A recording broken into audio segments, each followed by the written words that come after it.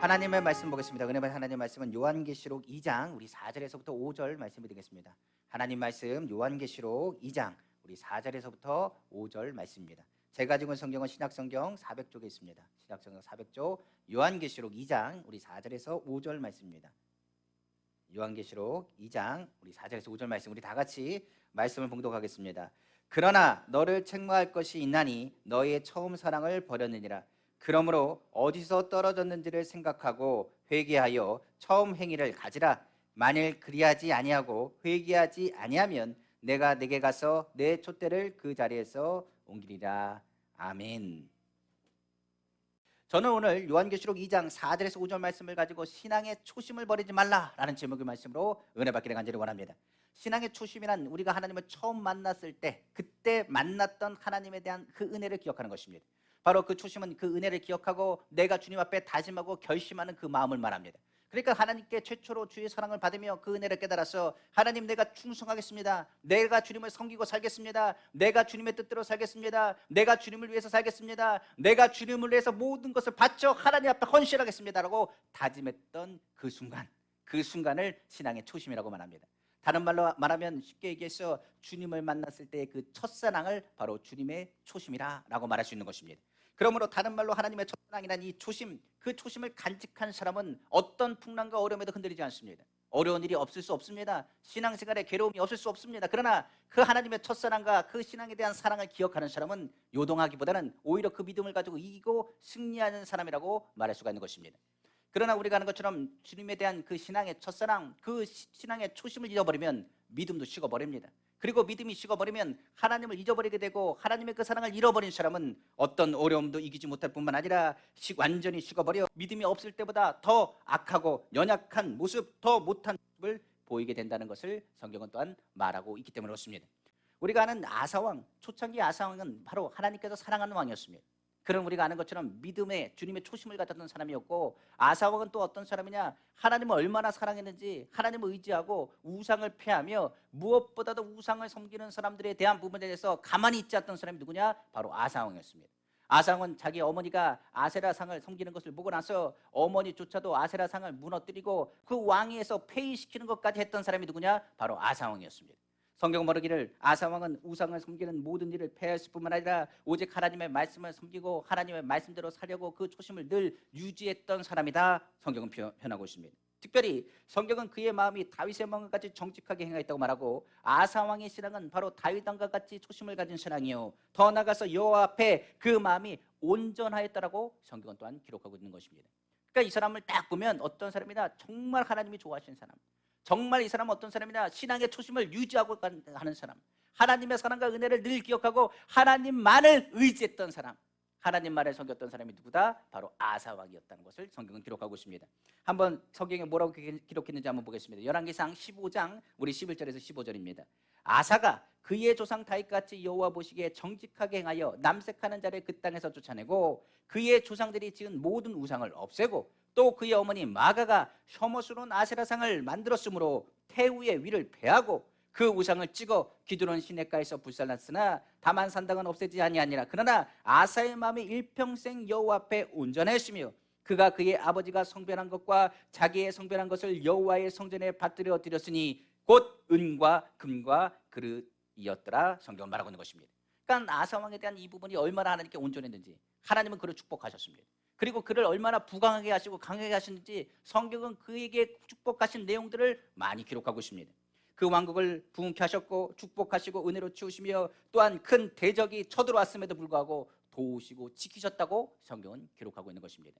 그러니까 하나님의 초심을 가진 사람, 하나님을 온전히 따르는 사람은 하나님께서 어떤 상황에서 건지십니다. 어떤 대적이 와도 두려워 떨거나 괴로워하거나 힘들지 않고 하나님을 의지하는 사람인 것을 성경은 기록하고 있기 때문에 그렇습니다. 성경은 아사왕이 얼마나 하나님을 따르고 유다를 어떻게 하나님이 도와주셨는지를 또한 기록하고 있습니다. 구스의 대왕 바로 세라가 100만 대군을 거느리고 병거 100승, 300승을 가지고 유다를 침략해 들어왔을 때의 일이었습니다. 아사왕은 군대를 거느리고 구스 세라의 100만 대군과 맞서 싸워 나가야 되는데 인간적인 숫자로는 절대로 이길 수 없는 숫자였습니다. 모래알과 같은 그들을 어떻게 이길 것인가, 상백승이라 되는 전차가 그들 앞에 있고 100만 대군이 그들 가운데 서 있는데 어찌할 바를 알지 못했던 것입니다. 아사왕은 하나님을 온전히 따르는 사람입니다. 하나님을 의지하고 신앙의 초심을 가지고 구스의 백만대군 앞에서 소리쳐 기도하기 시작했습니다. 그의 믿음의 모습이 얼마나 대단했는지 성경은 또한 그것을 기록하고 있습니다. 한번 보겠습니다. 역대하 14장 9절에서 11절 말씀입니다. 구스 사람 세라가 그들을 치료하여 군사 100만 명과 그리고 병거 300대를 거느리고 마레사에 이르러 아사가 마주 나가서 마레사의 스바다 골짜기에 전열을 갖추고 아사가 그의 하나님 여호와께 부르짖어 이르되 여호와여 힘이 강한 자와 약한 자 사이에는 주밖에 도와줄 이가 없사오니 우리 하나님 여호와여 우리를 도우소서. 우리가 주를 의지하오며 주의 이름을 의탁하옵고 이 많은 무리를 치러 왔나이다. 여호와여 주는 우리 하나님이시오니 원하건대 사람이 주를 이기지 못하게 없어서 하였더니 여호와께서 구스 사람들을 아사와 유다 사람들 앞에서 치시니 구스 사람들이 도망하는지라 성경 말하고 있는 것입니다. 세상적인 싸움에서는 세상의 예상에서는 완전히 남유다가 멸망해야 됩니다. 그런데 하나님의 개입하심과 보호하심 속에서 남유다가 완전한 대승을 거두게 되었다라고 성경은 또한 기록하고 있는 것입니다. 이후로 아사 왕은 하나님께 완전히 인정을 받았습니다. 하나님은 이처럼 하나님을 바라보는 믿음의 견고한 아사 왕을 축복하셔서 무려 20년 동안이나 어떠한 이웃 나라도 감히 유다를 넘보지 못하도록 지키셨으며 그 유다는 평안함을 유지했다라고 성경은 기록하고 있는 것입니다. 그런데 여기까지 딱 이야기가 오면 아름다운 이야기입니다. 야, 하나님을 섬기고 하나님 믿음 안에서 하나님이 건져주셨더라. 정말 온전한 믿음을 가지고 일평생 동안 하나님을 섬겼더라. 그리하면 얼마나 좋을까요? 여기서 신앙의 초심을 잃는 사건이 일어나기 시작합니다. 문제는 이러한 평안함 속에서 더 하나님을 의지하지도 않고 간절히 찾지도 않으며 하나님을 바라보고 하나님께 나아가는 일조차 하지 않은 아사의 모습을 기록하고 있습니다. 그러니까 아사가 문제가 발생할 때마다 하나님을 의지했습니다. 그리고 하나님을 바라보고 하나님을 붙잡고 두려워 떨 때마다 하나님 바라보며 부르짖었던 그 왕이 20년 동안 평안한 그 시간 가운데 어떤 일이 있었느냐? 하나님을 찾는 것을 잊어버린 것입니다. 그러니까 하나님에 대한 간절함이 사라졌습니다. 모든 것이 태평성대라 부족함이 없었습니다. 먹을 것이 풍족했습니다. 그 나라에 대적한 적군도 없었습니다. 그를 괴롭히는 사람도 없었습니까? 없었습니다. 많은 사람들이 그를 향했습니다. 당신은 정말 위대한 왕입니다. 칭찬만 있을 뿐입니다. 그의 마음이 하나님을 바라봐야 되는데 하나님을 찾아가는 횟수가 줄어들기 시작했더니 그의 믿음이 완전히 식어버린 것입니다. 그의 신앙 초심이 무너졌다는 사실을 성경은 기록하고 있습니다. 20년 동안 아무 일이 없는 나라가 부강하고 평안하게 되니까 그만 아사 왕은 더 이상 하나님께 기도하지 않았고 기도하는 방법마저도 잊어버렸다라고 성경은 기록하고 있습니다. 20년은 짧은 시간이 아닙니다. 하나님이 얼마나 아사 왕을 축복하셨는지 그 기간이 얼마나 평안했는지 하나님마저 잊어버릴 정도로 그 세월 동안에 아사 왕은 하나님에 대한 마음을 잊어버리고 말았던 것입니다. 신앙의 초심을 식어버렸던 그 하나님을 잊어버리고 산다는 것을 의미하는 것입니다. 요즘 우리도 한번 신앙생활 한번 돌아보기 원합니다. 어렵고 힘들 때는 주님을 많이 찾았습니다. 70년대, 80년대 우리나라가 어땠습니까? 한국 교회들은 부르짖기 시작했습니다. 울부짖기 시작했습니다. 전쟁에 대한 고통과 아픔과 굶주림과 가난 속에서 잘 살아보겠다고 선포하고 새 마음을 가지고 외쳤던 것이 그 앞선 것에 있었던 사람들이 누구냐? 믿음의 사람들이었습니다.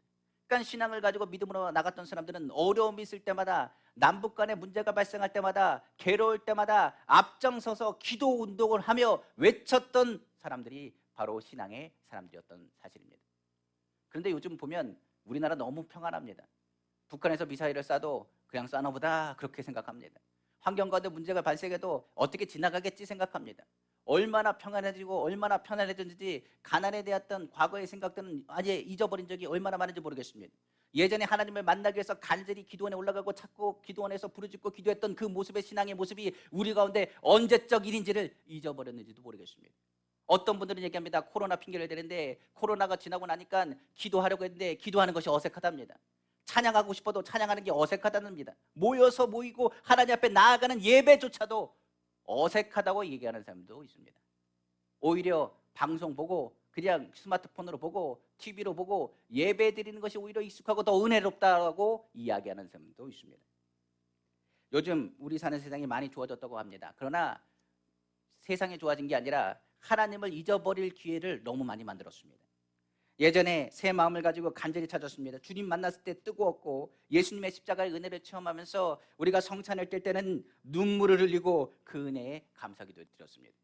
저도 교구 사역을 할 때 그랬습니다. 성찬을 뗄 때 보면 성도들 많이 울었습니다. 주님의 십자가 그 보혈의 능력이 얼마나 감사한지, 주님이 나를 건지신 것이 얼마나 감사한지 눈물을 뚝뚝 흘리면서 성찬에 대했던 모습들을 저는 기억합니다. 아프고 힘들 때마다 주님의 말씀에 위로와 힘을 얻었습니다. 주예전에 나오면 그 모습이 얼마나 감사한지, 나올 때는요 기쁨으로 나아가고 할렐루야 서로 인사하고 끌어안았었습니다. 우상들이 무너졌고 교회는 폭발적으로 부흥했고 교회의 부흥은 나라의 축복으로 이어져 갔었습니다. 어느 순간부터 이 나라가 너무 잘 삽니다. 너무 평안합니다. 그리고 교회가 잠들기 시작했습니다. 하나님에 대한 간절함도 사라지고 많은 세상들의 문화들이 그 사이를 채우기 시작했습니다. 결국 점점 하나님을 잊어버리게 되는 세대에 들어가게 된 것입니다. 큰 문제는 하나님을 잠시 잃어버린 게 아니라 아예 하나님을 잃어버렸다는 것을 의미합니다. 세상을 바라보고 세상을 의지하다 보면 어떤 일이 일어나느냐, 점점 자연스럽게 하나님이 필요 없다라고 생각합니다. 아프면 병원 가면 되고 힘들면 쉬면 된다라고 얘기합니다. 그렇기 때문에 하나님이 필요 없다라고 생각하는 그 마음을 갖게 됩니다. 그러다가 그 마음이 점점 하나님을 의지하는 마음과 함께 사라지게 되면 뭐라고 고백하게 되느냐, 하나님이 정말 계시는가 하면서 불신의 말까지 뱉게 됩니다. 하나님에 대한 신앙의 초심, 그 초상을 잃어버리게 되면 어떤 일이 일어나느냐, 우리는 두렵고 떨림으로 들어야 됩니다. 성경은 말합니다. 하나님의 초심을 잃어버리면 그때부터는 하나님을 믿지 않으므로 하나님께서 그를 돕지 않으신다고 성경은 말하고 있는 것입니다. 이 나라가 신앙의 초심을 잃어버리면 하나님은 안 도와주십니다. 무엇보다 신앙의 초심을 잃으면 하나님께 어떻게 기도하는 방법조차도 잃어버리고 하나님을 그 마음에 두는 것이 아니라 세상을 의지하기 때문에 하나님을 찾지 않아 하나님은 도우시지 않는다고 성경은 말하고 있는 것입니다. 더욱 초심이 무너진 사람은 그 자리에 도움을 채우고자 세상을 의지하게 되는 것입니다. 누가 그랬느냐? 성경의 아사 왕이 바로 그렇게 살았습니다. 20년 동안 태평성대였습니다. 점녀되고 근심할 것이 없었습니다. 근데 성경에 보니까 그의 믿음이 초심이 잃어지기 시작하여 세상을 의지하는 모습을 그대로 반영하여 설명하고 있습니다.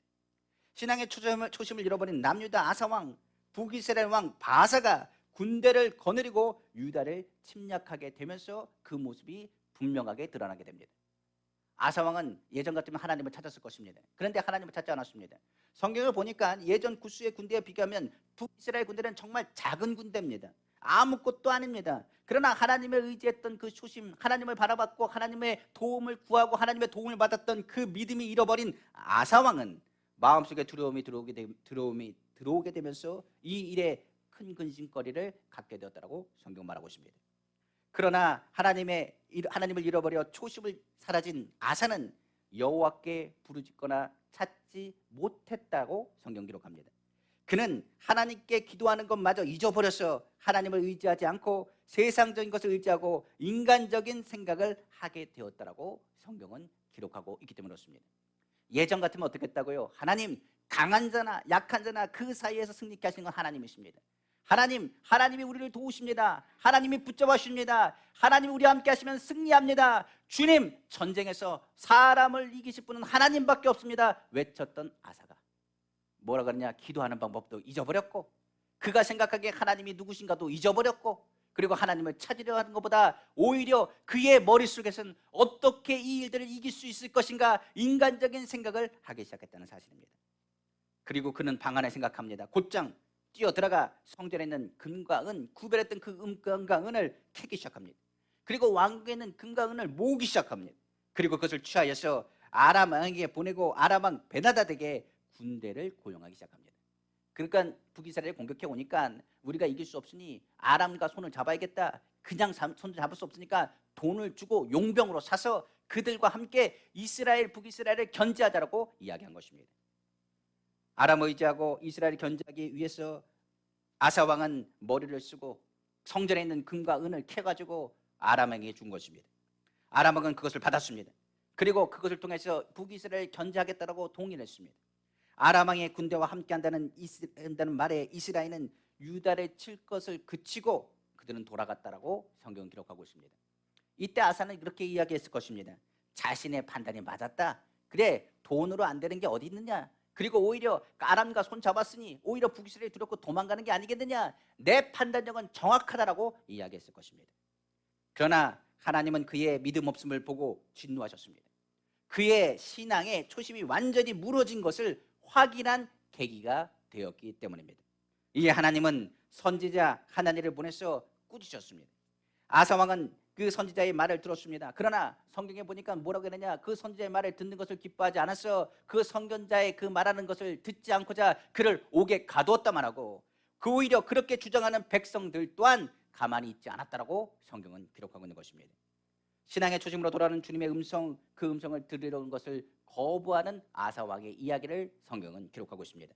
역대하 16장 우리 7절에서 한번 10절 말씀입니다. 한번 보겠습니다. 그때 선견자 하나니가 유다 왕 아사에게 나와서 그에게 이르되 왕이 아람 왕을 의지하고 왕의 하나님 여호와를 의지하지 아니하였으므로 아람 왕의 군대가 왕의 손에서 벗어났나이다. 구스 사람과 룻 사람의 군대가 크지 아니하며 말과 병거가 쉼이 많지 아니하더이까. 옛날에 구스 사람에 대한 부분입니다. 그러나 왕이 여호와를 의지하였으므로 여호와께서 왕의 손에 넘기셨습니다. 그때 군대는 엄청났습니다. 그때 하나님께서 도와주셔서 승리하지 않으셨습니까? 그런데 성경은 말합니다. 9절이죠. 여호와의 눈은 온 땅을 두루살피 감찰하사 전심으로 자기에게 향하는 자들을 위하여 능력을 베푸시나니 이는 왕의 망령되이 행하였은즉 이후로는 왕에게 전쟁이 있으리이다 하매 아사가 노하여 선견자를 옥에 가두었으니 이는 그의 말에 크게 노하였으며 그때 아사가 또 백성 중에서 몇 사람을 학대하였더라. 옆에서 하나님을 섬기고 하나님을 의지하라는 초심으로 돌아가라는 그 말에 분노했다고 말합니다. 그리고 성경에 보니까 눈을 두루 살피며 전심으로 자기를 향하는 자에게 능력을 베푸시고 건지신 하나님을 바라봐야 될 것이 아니겠는가 말하는 하나님을 옥에 가두었습니다. 이래 왕이 망령되이 행하였으므로 하나님을 잊어버린 그에 대해서 하나님께서는 전쟁이 끊어지지 않을 것이라고 이야기했던 것입니다. 그런 일이 있은 후 3년 후에 아사의 발에 병이 생겼습니다. 그 병이 얼마나 굉장히 심한지 그 병을 치료할 수 없을 정도로 손댈 수가 없었습니다. 고통스러웠습니다. 그러나 이것 또한 하나님 은혜입니다. 왜 그러냐면 아사가 선견자의 말을 듣지 아니하니 그 몸에 병이 생김을 통하여 하나님께서 다시 주님을 의지하고 돌아오는 기회를 아사 왕에게 주신 것입니다. 그럼에도 성경을 보니까 아사는 끝까지 신앙의 초심으로 돌아갈 기회를 무시하고 하나님을 찾지 않았다고 성경 말합니다. 오히려 사람을 더욱 의지하고 의원을 불러서 치료받으려 애를 썼습니다. 그리고 그의 병은 점점 심해져서 결국 2년 후에 아사 스스리 죽음을 맞이하게 되었다라고 성경은 기록하고 있습니다. 역대하 16장 우리 12절 13절입니다. 아사가 왕이 된 지 39년에 그의 발이 병들어 매우 위독했으나 병이 있을 때 그가 여호와께 구하지 아니하고 의원들에게 구하였더라. 아사가 왕위에 있은 지 41년 후에 죽어 그의 조상들과 함께 누움에 성경은 기록하고 있습니다. 그러니까 여기서 보니까 아사 왕은 하나님과 멀어졌고 하나님 관계가 멀어지니 신앙의 초심도 떨어져 나갔고 그리고 정작 위기의 순간에 하나님께 아무 도움을 받을 수 없어 비참한 최후를 맞이하게 되었다라고 성경은 기록하고 있는 것입니다.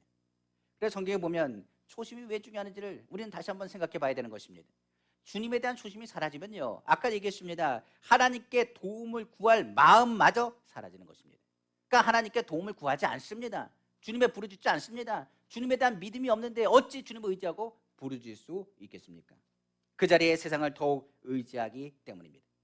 신앙의 초심을 잃어버리는 것, 첫사랑을 잃어버리는 행위는 결국 무슨 행위가 되느냐? 결국 하나님께서 나에게 주신 축복과 은혜를 망각하고 하나님께 버림받는 길로 가는 길이 되는 것입니다. 성경의 사울왕도 그랬습니다. 그가 처음에는 겸손하게 하나님을 섬겼습니다. 사명을 감당했습니다. 그러나 마지막은 하나님을 만나지도 음성도 듣지 못해서 신접한 여인을 찾아가 하나님께 버림받아 비참한 최후를 맞이했습니다.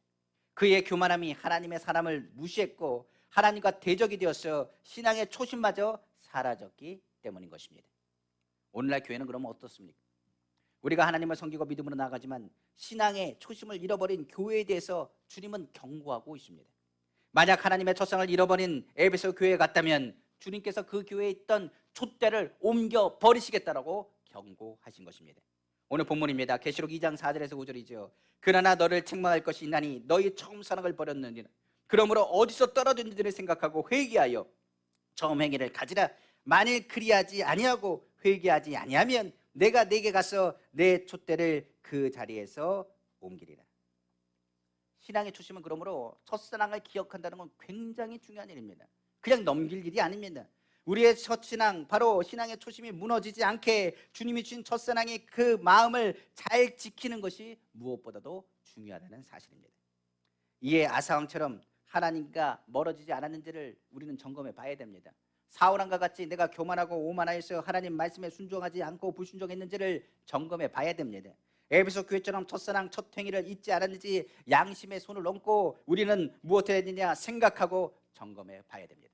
만약 예전처럼 믿음이 뜨겁고 세상에 두렵고 강하고 담대한 열정의 신앙생활을 했는데 지금 내가 그렇게 하지 않는다면 나의 신앙과 나의 믿음 그 초심을 잊고 있지 않는지를 물어봐야 되는 것입니다.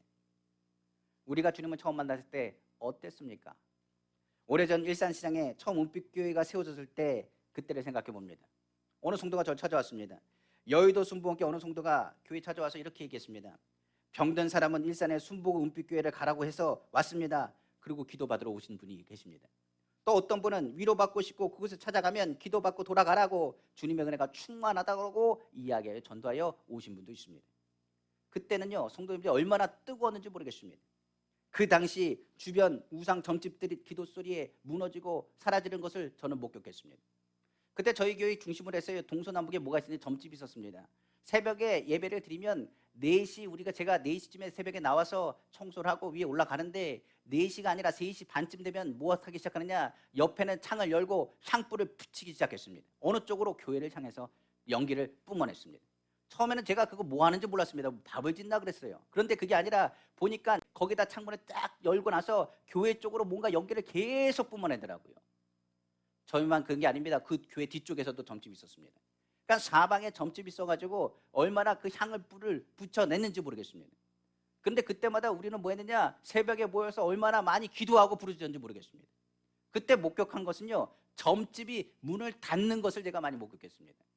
지금은 재개발이 들어와서 그 주변은 완전히 점집이 다 무너졌습니다만 그 당시에는 점집이 얼마나 일산역 주변으로 많았는지 모르겠습니다. 그런데 저희가 항상 그랬습니다. 전도하고 길을 걷고 그리고 돌아다니면서 일산역에서 오신 분들 걸어서 교회 올 때마다 기도할 때마다 저한테 뭐라고 간직했느냐, 목사님 저기 점집이 문 닫았습니다. 저쪽 집도 엄청나게 많았는데 문을 닫았습니다. 저 집은 안 하나 봅니다 라고 이야기하는 소식을 제가 들었습니다. 그때 참 재미있었습니다. 그때 우리가 기도하면서 뭐라고 했느냐, 기도 제목도 굉장히 단순합니다. 그때 기도 제목을 보니까 이렇게 되어 있습니다. 엘리베이터도 없고 주차장도 없고 일산시장이 열리면 시끄럽고 냄새가 납니다. 동서남북의 성도들을 채우신 것은 너무나 감사한데 기도 제목을 우리가 올립니다. 그때 기도 제목이 뭐였느냐, 기도 제목이 이렇습니다. 다리 불편한 사람 모일 수 있도록 엘리베이터 있는 성전 주십시오. 외부에서 찾아올 수 있도록 주차장 있는 성전 주십시오. 그게 기도 제목이었습니다. 일산시장엔 주차장이 없었거든요. 그리고 주일날 되면 일산시장 장날이 새기 시작하면 다 막혀가지고 생선 냄새부터 해서 얼마나 비린내가 많이 났는지 모르겠습니다. 그때마다 우리가 기도할 때 외쳤던 기도 제목이 그거예요. 엘리베이터 있는 성전. 그리고 하나님 아버지 기도합니다. 주차장만 제발 있었으면 좋겠습니다. 길거리에 주차라도 될 수 있도록 하나님 아버지 은혜 베풀어달라고, 그것이 기도 제목이었습니다. 그때 기도한 대로 하나님께서 귀한 성전을 주시긴 하셨어요. 그런데 지금은 어떻습니까? 성전은 그때보다 더 큽니다. 그때 성전은 작았지만 지금 성전에 비하면 작습니다만 지금 그때보다는 정말 좋아졌습니다. 우리가 하는 것처럼 엘리베이터도 있고 주차장도 있습니다. 그리고 길거리에 차를 대도 됩니다. 그만큼 많이 좋아졌습니다. 하나님 응답하셨어요. 그런데 그때만큼 부르짖는 소리는 잘 들리지 않습니다. 코로나 핑계대면 안 됩니다. 코로나 때 찬양도 못하고 기도도 못하지 않았습니까? 저는 제일 걱정이 되는 게 신앙의 초심을 잃어버릴까 걱정이 됩니다. 옛날에 문제가 있으면 우리 부르짖었거든요. 기도했거든요. 전도 나가는데 두렵지 않았습니다. 그냥 무당이 뭐하든 제가 그랬거든요. 왜 그거 신경 씁니까? 하나님이 크신데. 걱정하지 마십시오. 기적이 일어납니다. 치료하십니다. 주님이 붙잡아 주십니다. 주님이 도와주십니다. 기도합시다라고 외쳤던 것이 기억납니다.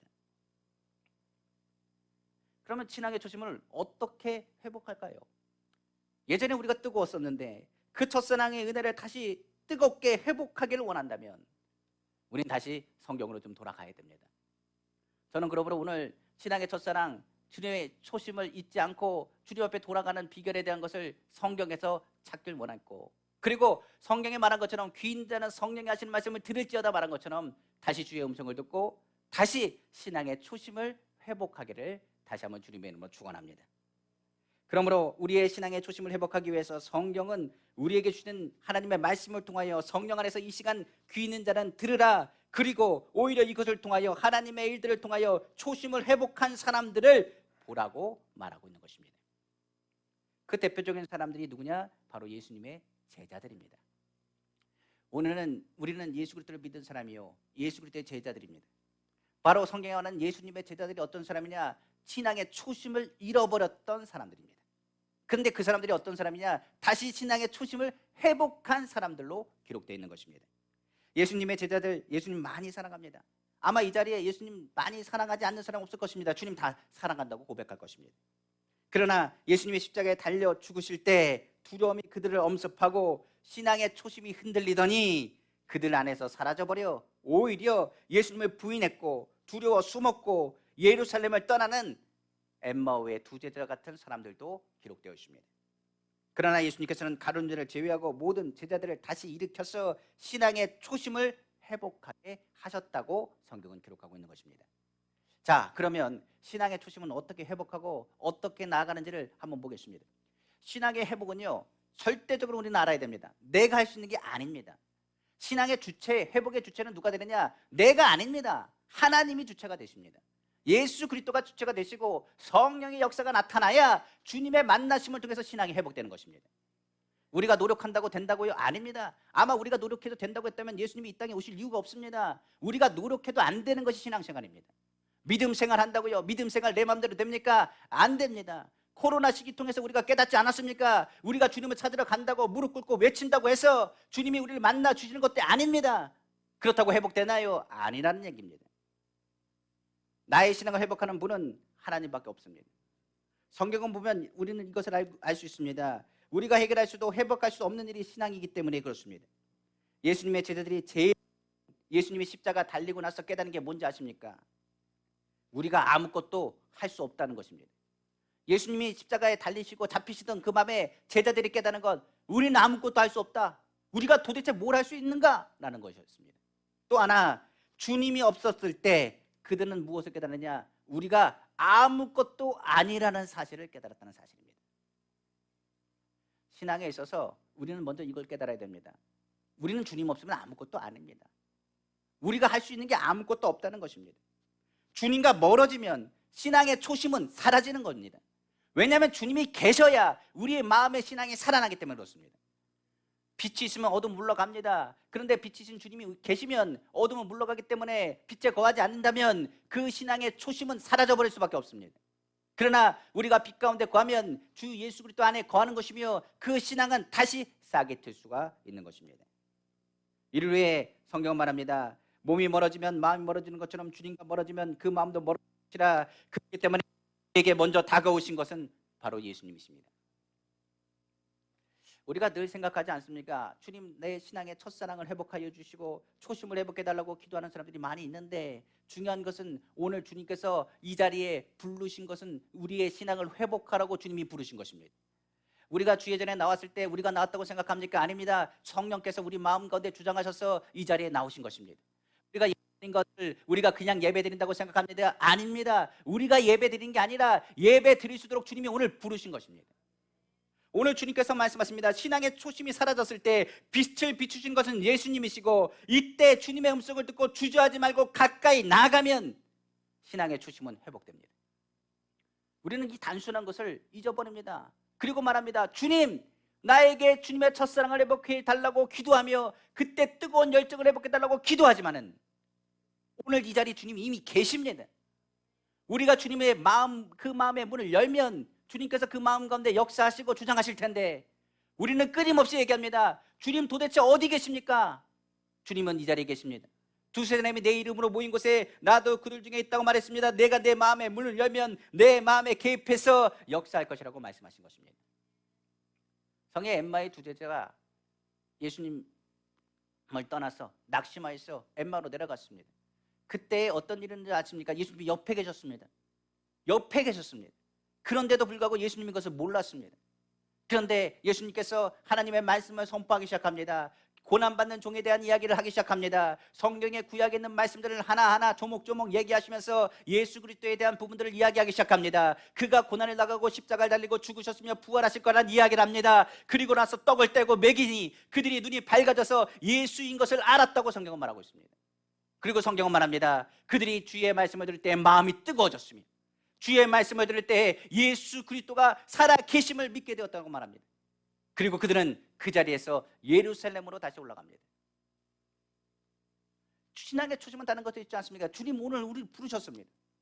오늘 이 자리에 부르셨을 때 우리가 처음 주님을 믿었을 때 어떻게 했습니까? 그냥 강단에서 하나님의 말씀을 선포하면 아멘 아멘 외쳤습니다. 그때는 기도하고 구하자고 얘기하면 주여 삼창하고 기도했을 때는 두려울 것이 없었습니다. 신앙생활이 오래되면서 아멘 소리가 작아지기 시작합니다. 신앙생활이 오래되면서 하나님을 찾고 간절히 외치고 나아가는 것이 형식적으로 바뀌기 시작했습니다. 신앙생활이 오고 가고 하는 신앙으로 바뀌기 시작한 것입니다. 우리가 신앙의 초심에서 처음 신앙의 모습을 회복하는 것이 먼저 신앙의 초심을 회복하는 비결입니다. 처음 우리 주님 만났을 때 아무것도 몰랐습니다. 그냥 주님이 좋았습니다. 주님의 말씀에 아무것도 몰랐습니다. 그러나 주님이 우리를 인도하신 것을 믿었습니다.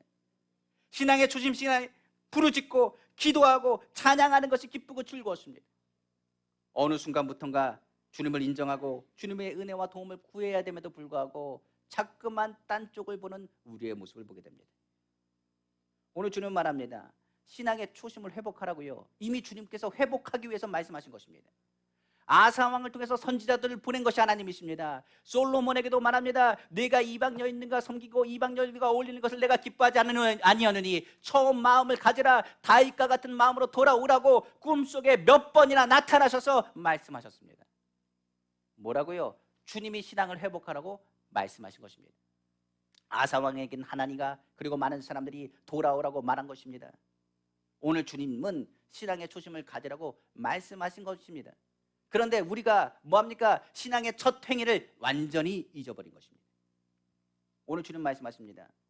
눈에 보이지 않고 손에 잡히지 않고 귀에 들리지 않아도 오늘 이 자리에 부르신 것은 주님의 초청입니다. 아멘 하셔야 됩니다. 그리고 더 나아가서 우리가 기도하고 믿음으로 나아갈 땐 다시 부르짖어 주님을 찾아야 됩니다. 다시 찬양해야 됩니다. 다시 성령의 충만한 역사가 하나님의 교회 가운데 나타나야 되는 것입니다. 그리하면 우리의 주님의 살아계심에 듣게 될 것이고 생명의 주관자 되시는 주님의 기적을 보게 될 것입니다. 생명은 하나님께 있습니다. 그리고 모든 초심의 회복은 하나님께 있습니다. 우리의 자세와 우리의 마음가짐이 오직 주님을 향하여 그 처음 행위로 돌아갈 때 그 기도와 말씀을 통하여 회복되기를 다시 한번 주님의 이름으로 축원합니다. 또한 성경은 말합니다. 신앙의 초심은 기도와 말씀 묵상만으로 끝내서는 안 됩니다. 그 안에 주님의 사랑이 얼마나 큰가를 반드시 깨달아야 되는 것입니다. 베드로는 부활하신 예수님을 만났습니다. 저는 부활하신 예수님을 만나면 그냥 초심이 회복될 줄 알았습니다.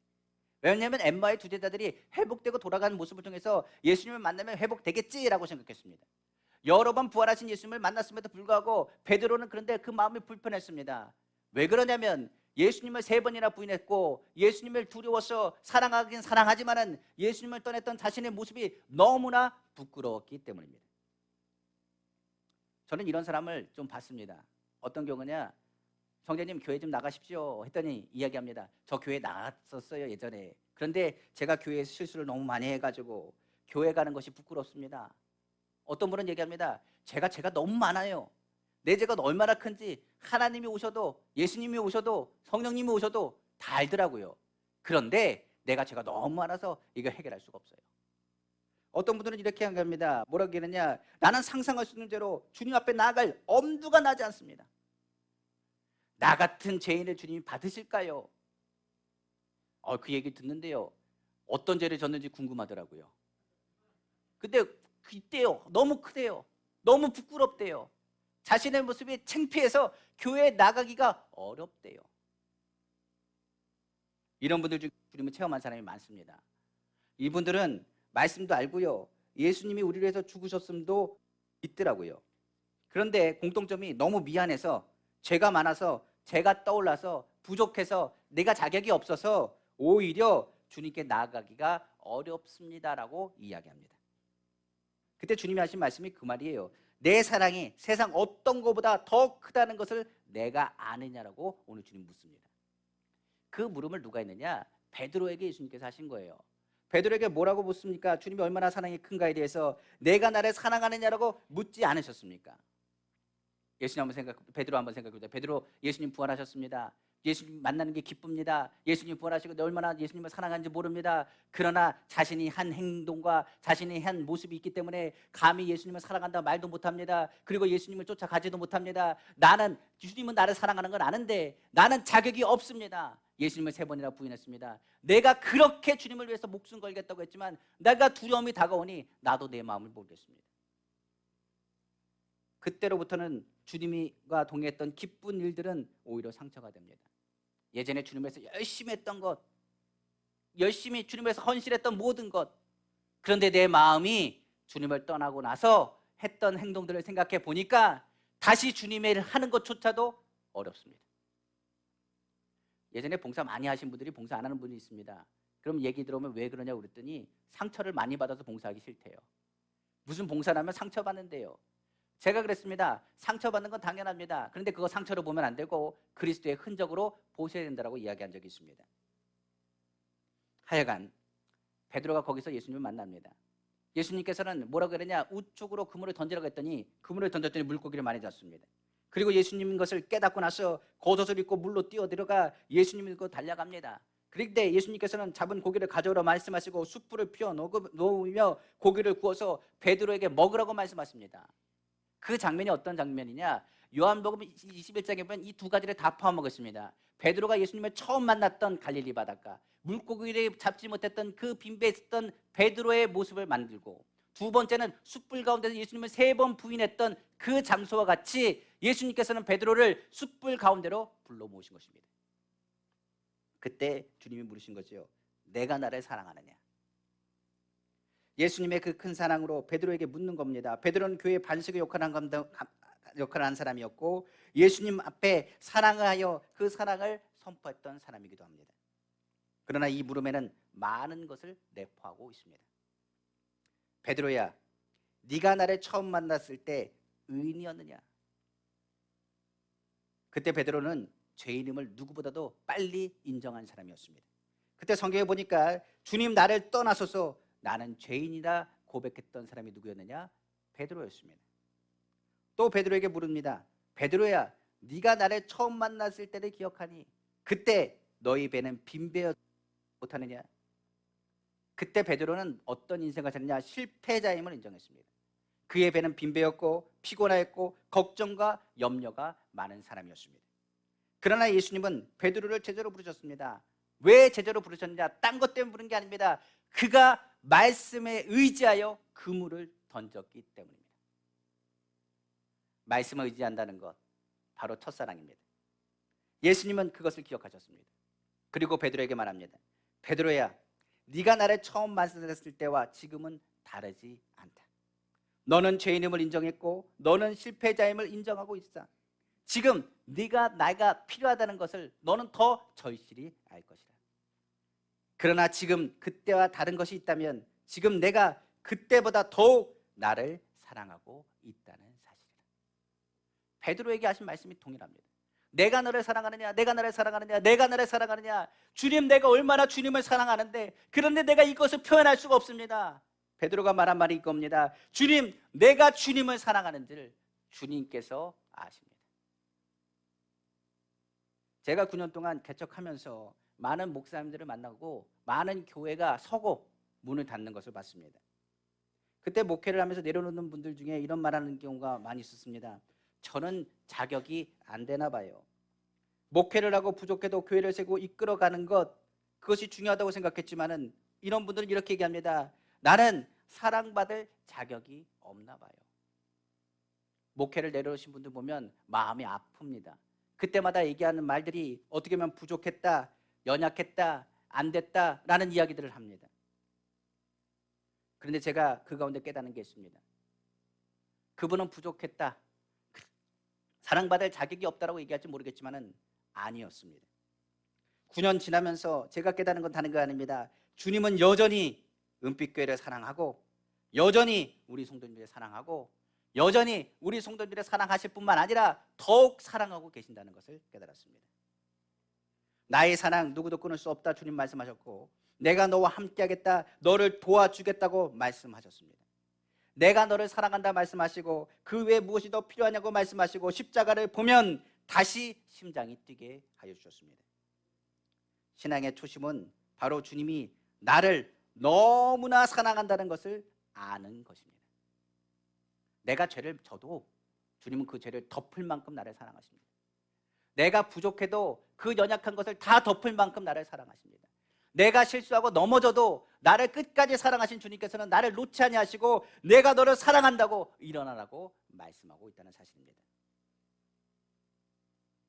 기도 제목에 어떤 성도가 이런 제목을 올렸어요. 뭐라고 했냐면, 예수님과 첫사랑의 회복이 저의 기도 제목입니다. 이렇게 얘기하더라고요. 예수님이 나를 사랑하시는 것은 의심할 게 없습니다. 그런데 첫사랑 회복은 내가 주님을 사랑해야 되는데 그게 잘 안 되는 거예요. 그러니까 문제는 주님께 있는 게 아니고 나한테 있는 겁니다. 내가 뜨겁게 사랑해야 되는데 내가 사랑하지 못하고 그 첫사랑을 잊어버린 것 같았습니다. 그 첫사랑이 회복되길 원합니다라고 기도 제목을 놓으신 거예요. 옛사람은 절대로 첫사랑을 회복할 수 없습니다. 그러나 새 사람이 되면 첫사랑을 시작할 수 있습니다라고 이야기 드렸어요. 매일마다 첫사랑이 되기 위해서는 십자가에서 주님과 달려 옛사람은 죽고 새 사람이 되면 됩니다. 이걸 언제 깨달았느냐? 제자들은요, 물과 성령으로 거듭난 후에 깨닫게 됩니다. 성경에 보면 예수님의 제자들 거듭나고 나서 하나님이 세상을 이처럼 사랑하신 것이 무엇인지 깨닫게 되고, 하나님의 사랑인 것을 깨닫게 되고, 내가 먼저 주님을 사랑한 것이 아니라 주님이 나를 사랑한 것을 깨닫게 되고, 주님이 나를 사랑하시는 그 첫사랑을 기억할 뿐만 아니라 그 첫사랑의 감동을 주님 앞에 잊지 못하도록 우리 마음 가운데 두셨다라고 성경은 기록하고 있기 때문입니다. 성령을 통해서 제자들에게 말합니다. 하나님의 사랑은 끊어지지 않는다. 그 첫사랑을 내가 어찌 잊겠느냐라고 주님은 말씀하고 있는 것입니다. 주님의 제자들 그 첫사랑을 깨닫게 됩니다. 그리고 거듭나 그 첫사랑을 알게 됩니다. 그때 주님께서 제자들에게 말합니다. 이제 너희가 나의 사랑을 알았으니 이제 내가 너희를 보내노라라고 이야기하십니다. 그때부터 주님께서 하시는 지상 명령이 무엇인지를 깨닫게 된 것입니다. 우리가 바라는 것, 전하는 것은 바로 주님의 사랑입니다. 신앙의 초심을 가지고 있는 사람은 바로 주님의 사랑을 받은 사람이기 때문에 주님의 사랑을 전하게 되는 것입니다. 그리고 이제 성경은 말합니다. 주님의 초심, 그 사랑을 기억하기 위해서 마지막 때는 주님을 더욱 사랑하고 주님의 초심을 잃어버리지 않도록 주님을 더욱 힘써 서로 사랑하라고 성경은 기록하고 있는 것입니다. 그러니까 마지막 때는요, 주님을 더 사랑하셔야 돼요. 내가 지금 죄가 많습니다, 나 어렵습니다. 주님은 그 모든 것을 덮으실 만큼 우리를 사랑하고 계십니다. 아까 찬양했죠. 우리 찬송가 314장입니다. 그 내용이 이렇습니다. 내 구주 예수를 더욱 사랑, 엎드려 비는 말 들으소서. 내 진정 소원이 내 구주 예수를 더욱 사랑, 더욱 사랑. 이전에 세상 나 기뻤어도 지금 내 기쁨은 오직 예수. 다만 내 비는 말 내 구주 예수를 더욱 사랑, 더욱 사랑. 이 세상 떠날 때 찬양하고 숨질 때 하는 말 이것일세. 다만 내 비는 말 내 구주 예수를 더욱 사랑, 더욱 사랑. 신앙의 초심은 내가 주님을 더욱 사랑할 때 빛이 되는 것입니다. 말씀을 마치겠습니다. 하나님은 우리를 만나 거듭난 그 첫사랑을 기억하고 계십니다. 우리가 주님을 따르고 주님 앞에 순종하는 그 모습을 기억하시고 그 마음판에 새겨놓으시며 우리를 하여금 한량없이 기뻐하신다고 성경은 기록하고 있습니다. 예레미야서 2장 2절입니다. 가서 예루살렘의 귀에 외칠지니라. 여호와께서 이와 같이 말씀하시기를 내가 너를 위하여 내 청년 때의 인애와 내 신혼 때의 사랑을 기억하노니 곧 씨 뿌리지 못하는 땅 그 광야에서 나를 따랐습니다. 아무것도 없는 광야에서 네가 믿음으로 순종한 그것을 내가 기억한다. 내가 말씀에 순종하는 것을 통하여 네가 나를 사랑하는 것을 내가 기억한다. 광야 가운데서 내가 나를 의지하고 나를 부르짖으며 내가 너와 함께 동행했던 것을 기억하고 내가 하나님의 말씀을 쫓아서 순종하여 불기둥과 구름기둥을 쫓아다녔던 것을 내가 기억한다. 그때가 첫사랑의 기억이요, 그 사랑 안에 우리를 바라보고 있는 것입니다. 이때 주님은 또 말씀하십니다. 너희가 그 사랑을 받았다면 너희도 기억할 것이 있는데 그것이 뭐냐? 바로 그 사랑으로 견디어내었던 처음 행위를 기억하라는 사실입니다. 오늘 에베소 교회에 향해서 처음 행위를 기억하라는 단어가 바로 여기서 나온 단어예요. 너희가 견디고 이겼을 때를 기억하라는 거예요. 성경 볼까요? 히브리서 10장 32절입니다. 전에 너희가 빛을 받은 후에 고난의 큰 싸움을 견디어 낸 것을 생각하라.